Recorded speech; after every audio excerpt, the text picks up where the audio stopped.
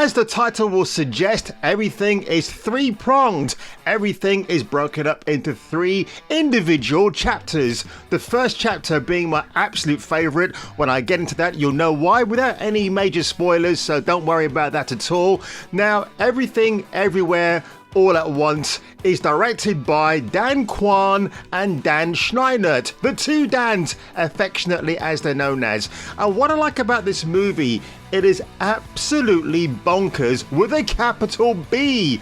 Honestly, nothing quite prepares you for it. If I told you it's a mixture of Inception, The Matrix, Doctor Strange in the Multiverse of Madness, and even, I would say as well, maybe a bit of The Matrix, you mix it all together and you get this crazy ass movie. Now, unlike Inception, one of my all-time favorite movies from Christopher Nolan, this film feels like it doesn't need to hold your hand. The problem with Inception, when I look at it now, is that it's very expositionary. It tells you everything, what's going to happen here, what's going to happen there, what's going to happen everywhere. But this movie, it doesn't apologize. First of all, it is set in the Alphaverse. That is a universe I wouldn't mind being part of. And I tell you what, you have an incredible performance from Michelle Yeoh. But before I get into her acting chops, and man, she seriously brings it her A game here. One thing I do like about this movie, now this is a multiverse I can get behind. This is how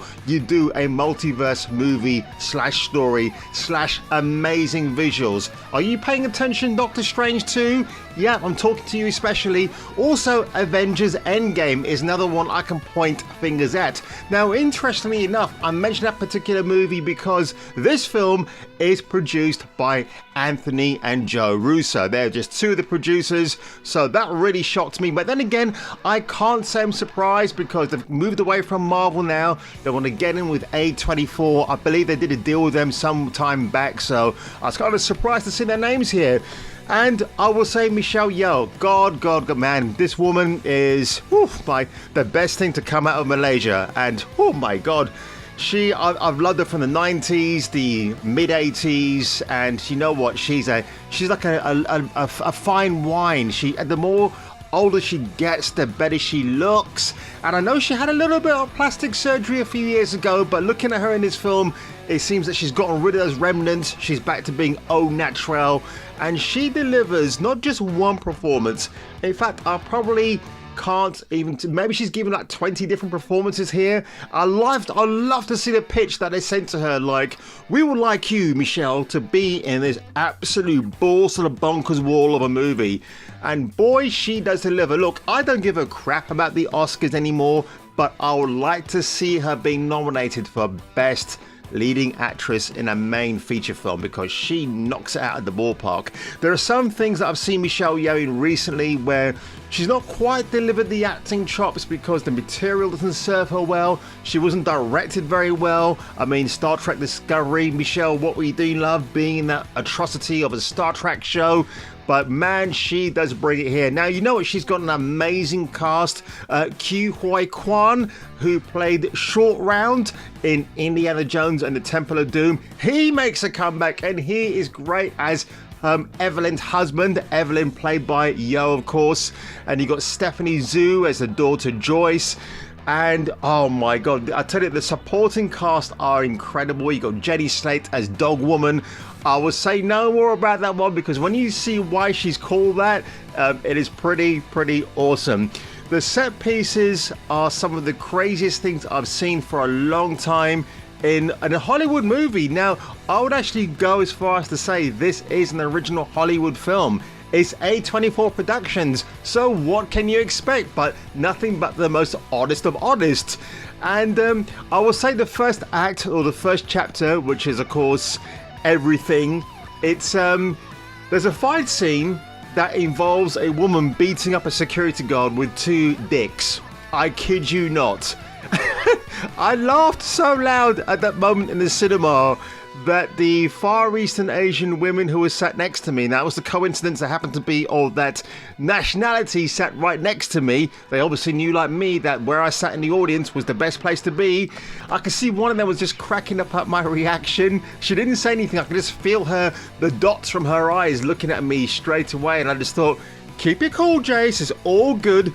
I would say the soundtrack of the film is very understated. If there's one thing I'll walk away from this film that didn't make an indelible impression on me, would be the music, but the visuals, the storytelling, it is nothing like I've ever seen before. Now, unlike Endgame, which was plagued with issues about time travel, going back and forth, this film pretty much just says a big F you to all of that, because it explains the Alphaverse, then it's just, you even get a bagel that is a portal to another universe. I'm telling you, this film doesn't apologize for its completely bonkers tone, and I think it's a better movie for it. Michelle Yeoh, chef's kiss, she's fantastic. Now, if there's one experience, one tidbit I have to leave with you before I sign off, is this. As the end credits roll for Everything Everywhere All at Once, the ladies sat next to me on my right. One of them turned to me and said, "We really enjoy this film because of you." So that I was just dumbstruck. It's a great thing to hear. It's like something that I've missed from cinema for a long time. Now, only a movie like this can actually warrant that kind of reaction.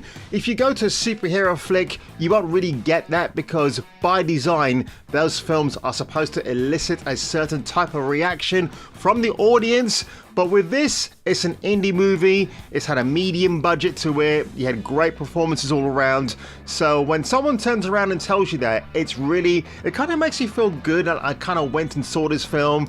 And I mean, again, when those two individuals watch that film on Blu-ray, maybe later on this year, and they see the two dick scene, they're going to think of me. What more can I say? By the way, the two dick scene is not even a spoiler. There is a scene that follows after that, which is even more bonkers than that. So, and believe me, I'm not even going to give anything away about that. You got to see it in the cinema to believe it. But Michelle Yeoh, she's called upon to do things and to say things which are completely, absolutely crazy, insane. And I absolutely love her for being such a good sport for doing this movie. I think this might be the pinnacle of her Hollywood career. So yes, she was in The House of Flying Daggers. I think she was in there, and obviously Crouching Tiger, Hidden Dragon. But wow, man. Mish, she brought it to the forefront, and she still looks amazing. So folks, oh, by the way, I've got to say as well, while I do praise A24, I'm not sure about their forthcoming movie, which they showed a trailer of in this presentation. It is simply called Men. And I just thought, oh God, we've got a female protagonist, or she could be an antagonist, I don't know. But when you see the nature of the trailer, it's like, oh God, I'm not sure if A24, I'm just about to get pro-feminist, pro-woke. I don't know. It was a bit like, oh, they had this great track record. I'm not sure if I like the tone of that movie. Oh, I'll say one thing as well. Michelle Yeoh in this film, she doesn't play Mary Sue. She's a very imperfect woman. She kind of gets to grip eventually with what's happening around her. So when we see her as Evelyn Wang, she's not like super powered, I'm here to save the day. It is quite the opposite. And frankly, I appreciated that. In fact, the audience I sat with seemed to appreciate it as well. And I love that. Jamie Lee Curtis as Deidre, she's also fantastic. And I think she had a very good rapport with Yeoh when they had their very few scenes together. So folks, if you enjoyed this video reaction today for Everything Everywhere All at Once, do leave a subscribe below. It would help me out a ton. Do slap that like button like it's a hot dog. You'll understand that joke when you see this film. And if I were you, I would check me out on my next video. I've seen thousands of Evelyns. You can access all their memories, their emotions.